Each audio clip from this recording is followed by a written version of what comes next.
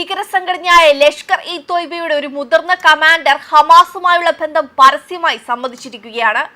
കൂടാതെ ഉന്നത നേതൃത്വവുമായുള്ള കൂടിക്കാഴ്ചകൾ സ്ഥിരീകരിക്കുകയും ചെയ്തു. രണ്ട് ഭീകര സംഘടനകൾ കൈകോർക്കുന്നത് ലോകത്തിന് തന്നെ വിപത്താണ്. ഇത് US ഭീകര സംഘടനകളായി പ്രഖ്യാപിച്ച രണ്ട് സംഘടനകൾ തമ്മിലുള്ള സഹകരണം വികസിക്കുന്നതിനെ കുറിച്ചുള്ള ആശങ്കകൾ ശക്തിപ്പെടുന്നുണ്ട്. ലഷ്കറിന്റെ രാഷ്ട്രീയ മുന്നണിയായി വ്യാപകമായി കണക്കാക്കപ്പെടുന്ന പാകിസ്ഥാന്റെ മർകസി മുസ്ലിം ലീഗിന്റെ കമാൻഡറായ ഫൈസൽ നദീം 2024 ഖത്തറിലെ ദോഹയിൽ വെച്ച് മുതിർന്ന ഹമാസ് നേതാക്കളെ കണ്ടതായി NDTV ആക്സസ് ചെയ്ത സമീപകാല വീഡിയോയിൽ സമ്മതിച്ചു. പാകിസ്ഥാനിലെ സിന്ധ് പ്രവിശ്യയിൽ പ്രവർത്തിക്കുന്ന നദീം ജമ്മു കാശ്മീരിലെ പഹൽഗാം ഭീകരാക്രമണത്തിന് പിന്നിലെ സൂത്രധാരൻ എന്ന് ആരോപിക്കപ്പെടുന്ന ഫൈസുള്ള കസൂരി തന്നോടൊപ്പം ഉണ്ടായിരുന്നുവെന്ന് പറഞ്ഞു. നദീമിന്റെ അഭിപ്രായത്തിൽ ഇരുവരും ഹമാസ് നേതാവ് ഖാലിദ് മഷാലിനെ അവരുടെ സന്ദർശന വേളയിൽ കണ്ടുമുട്ടി. ദക്ഷിണേന്ത്യയിലും മിഡിൽ ഈസ്റ്റിലും പ്രവർത്തിക്കുന്ന ഭീകര ശൃംഖലകൾ തമ്മിലുള്ള ഏകോപനത്തിന്റെ നേരിട്ടുള്ള തെളിവാണ് ഈ വെളിപ്പെടുത്തൽ നൽകുന്നതെന്ന് ഇന്ത്യൻ രഹസ്യാന്വേഷണ ഏജൻസികൾ പറയുന്നു. ലോജിസ്റ്റിക് പ്രചരണ തന്ത്രങ്ങൾ, പ്രവർത്തന പരിചയം എന്നിവ പങ്കിടാൻ ലക്ഷ്യമിട്ടുള്ള ഒരു വളർന്നുവരുന്ന സഖ്യത്തിന് ഈ അംഗീകാരം അടിവരയിടുന്നുണ്ട്.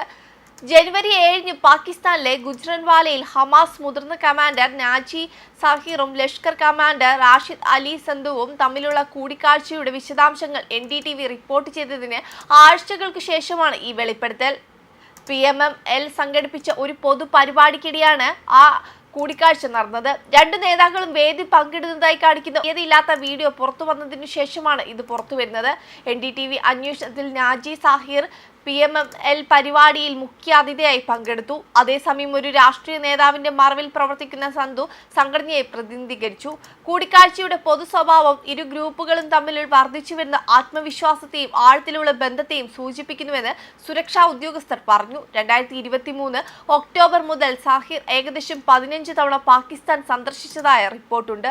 ഫൈസൽ നദീമിന്റെ പുതിയ കുറ്റസമ്മതം ലഷ്കറിന്റെ വികസിച്ചുകൊണ്ടിരിക്കുന്ന ബന്ധത്തിന്റെ കൂടുതൽ സ്ഥിരീകരണമായി കണക്കാക്കപ്പെടുന്നുണ്ട്.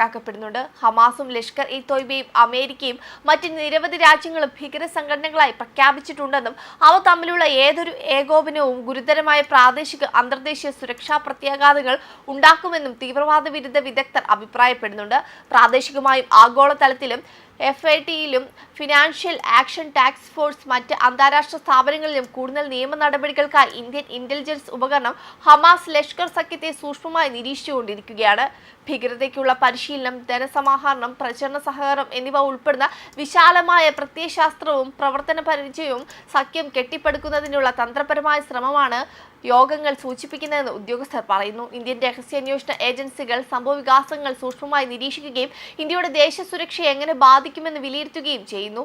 ഹമാസും ലഷ്കർ-ഇ-തോയ്ബയും തമ്മിലുള്ള ഏകോപിത മുന്നണിയിലേക്കാണ് വീഡിയോകളുടെയും പ്രസ്താവനകളുടെയും പുതിയ ചുവടുവെപ്പ് വിരൽ ചൂണ്ടുന്നതെന്നാണ് വിശകലന വിദഗ്ധർ പറയുന്നത്. വെബ് ഡെസ്ക് കർമ്മ ന്യൂസ്.